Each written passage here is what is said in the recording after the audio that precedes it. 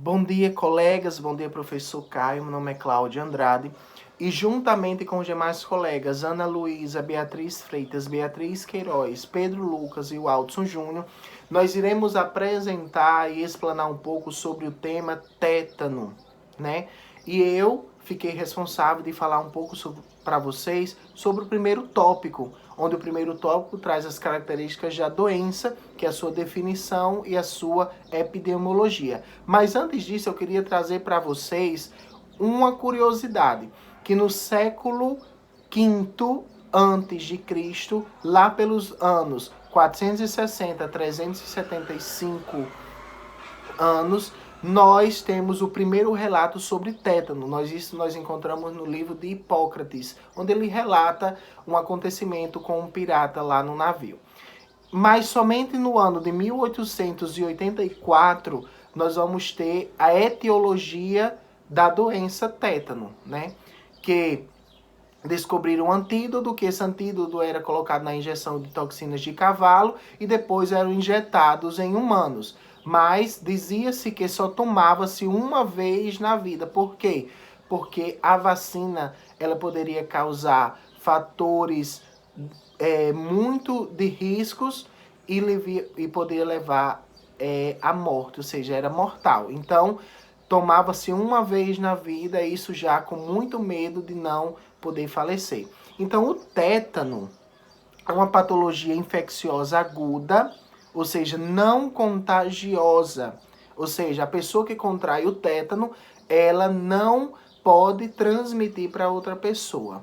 E ela é causada pelo a bactéria chamada Clostridium tetani, onde nós vamos ver lá na etiologia o que é esse Clostridium tetani. Ou seja, o tétano, depois de ser adquirido, nós podemos classificá-los ele em tétano acidental e tétano neonatal. Só existem esses dois tipos de tétano? Não. Existem outros tipos, mas os principais são esses que eu acabei de falar.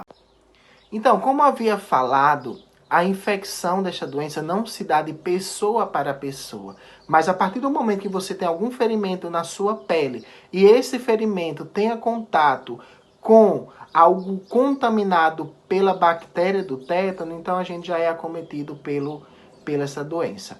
Falando um pouco sobre a epidemiologia, nós encontramos uma maior probabilidade nos países em desenvolvimento, ou seja, nos países subdesenvolvidos, onde ainda não há uma política top, né? Aqui eu trago um ponto sobre a política sanitária. Então, não existe ainda uma política totalmente desenvolvida nesse coisa. Nós vemos no nosso país que existem regiões que são totalmente desprovidas de meios sanitários. E trazendo um pouco sobre números, nós vemos que 300 mil pessoas são acometidas mundialmente pelo tétano. E 50% dessas pessoas, ou seja, 150 mil pessoas, elas vão a óbito por causa desta doença. Por ser uma doença aguda, por trazer outras complicações. Então, a gente vai seguir a apresentação, trazendo um pouco sobre a etiologia. Desde já, muito obrigado. Pessoal, meu nome é Ana Luísa. Eu vou falar sobre o agente etiológico do tétano, certo? O agente etiológico do tétano é uma bactéria chamada Clostridium tetani, certo? Ela é uma bactéria anaeróbia, anaeróbia estrita, e ela faz parte do grupo das gram-positivas, certo? Esse tipo de bactéria, elas têm esporos e na fase de crescimento, através dos esporos acontece a germinação e elas produzem um tipo de toxina, certo? A Clostridium tetani especificamente ela produz dois tipos de toxina, certo? Ela produz a tetanoplasmina e a tetanolisina. A tetanolisina é uma toxina que tem propriedades hemolíticas e ela pode chegar a fazer alguns danos na membrana de outras células, mas no tétano em si ela não tem nenhum papel. Já a tetanoplasmina é conhecida como a toxina do tétano, certo? Ela é uma neurotoxina que atua diretamente, que é a que causa o tétano.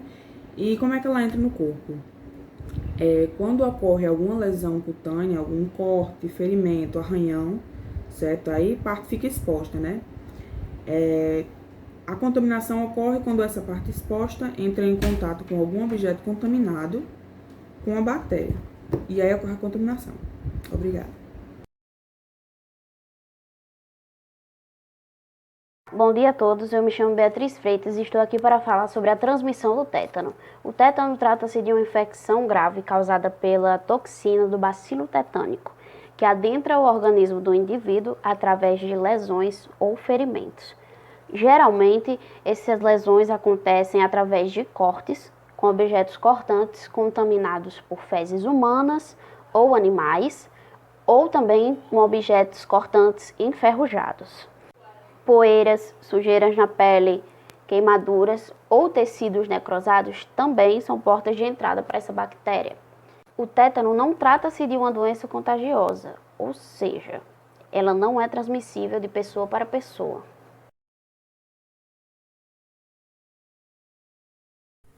Os sintomas de anúncio de tétano são bastante variados, desde a febre à irritabilidade, porém o seu sintoma mais comum é a contração muscular, que pode ser generalizada, ou seja, pelo corpo todo, ou apenas no lugar onde foi a infecção.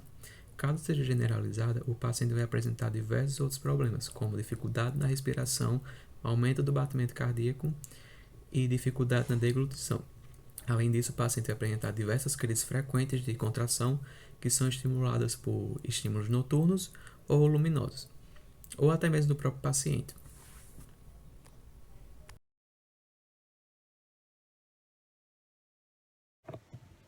Bom dia, professor Caio. Eu sou a aluna Beatriz Queiroz. Eu vou falar um pouquinho sobre o diagnóstico do tétano. O diagnóstico do tétano ele é basicamente clínico. Isso quer dizer o quê?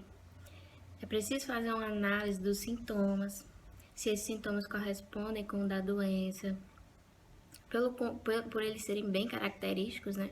O conjunto deles já possibilita a gente chegar a um diagnóstico, além da análise de lesões. Se esse paciente tem uma história de ferimento recente, se ele se encontra vulnerável a lesões no ambiente de trabalho, em casa, se ele faz uso de drogas injetáveis e também como é que está o histórico de imunização antitetânica, né? Tem alguns diagnósticos que é possível a gente chegar. Um deles é o tétano localizado. Ele se caracteriza por se limitar a uma determinada parte do corpo, um membro próximo de onde houve a lesão. Então, os músculos de uma determinada região são atingidos, mas esse diagnóstico ele é bem comum. O mais comum é o tétano generalizado, que ele atinge diversos grupos de músculos.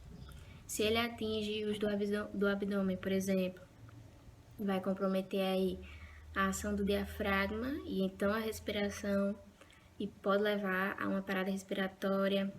Se ele atinge os músculos da face, ele causa o trismo, né, que é a limitação para abrir a boca, e o riso sardônico também, e também vai comprometer aí a deglutição. Outro tipo de diagnóstico que a gente pode ter é o tétano cefálico. Ele é um tipo de tétano localizado, ele também é incomum e ele se caracteriza por lesões que ocorrem perto da cabeça ou na cabeça. Por estar mais perto do sistema nervoso, ele vai comprometer aí a ação dos pares cranianos, né? E também pode evoluir para um tétano generalizado.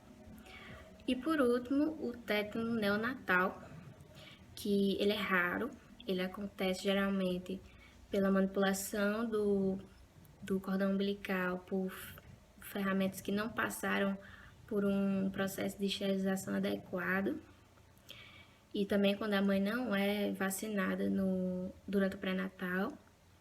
O primeiro sintoma é o choro excessivo, né, da criança, e ela não consegue fazer a sucção, então ela não consegue se alimentar. E logo ela passa a ter espasmos, que pode até ser confundido com convulsões, mas a diferença é que no tétano a consciência ela permanece. Por fim, em relação aos exames laboratoriais, eles não dão um auxílio muito significativo nesse processo de diagnóstico. Nas pesquisas laboratoriais para detectar a bactéria, é necessário que tenha uma grande quantidade de bactérias, né, da mesma. Mas não é necessário uma grande quantidade de bactérias para causar a doença. Então, o exame pode vir dar negativo, mesmo em pessoas infectadas. Então, se torna um método muito inconclusivo, digamos assim. O hemograma ele também se apresenta normal, podendo haver só mesmo um aumento de leucócitos, né, que é a leucocitose. Então, esses exames laboratoriais, eles basicamente eles dão um apoio nesse processo do tratamento e para ajudar no controle da doença.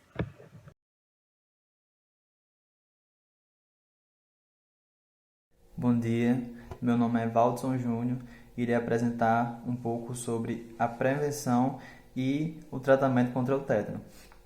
O tétano ela não é uma doença que é contagiosa e que a única forma que a gente tem de se proteger dela é por meio da vacinação. Caso ocorra alguma lesão, é preciso lavar a ferida com água e sabão e procurar um serviço de saúde. Caso o paciente seja diagnosticado com o tétano, é recomendado que o paciente seja internado numa UTI, pois lá tem o serviço técnico que é preciso para, se ocorrer alguma complicação, não ter aquele risco de alguma sequela ou até mesmo a morte do paciente. Os princípios básicos do tratamento do tétano são sedação do paciente, neutralização da toxina tetânica, eliminação do Clostridium tetani do foco da infecção e o debridamento do foco infeccioso e medidas gerais de suporte. É isso.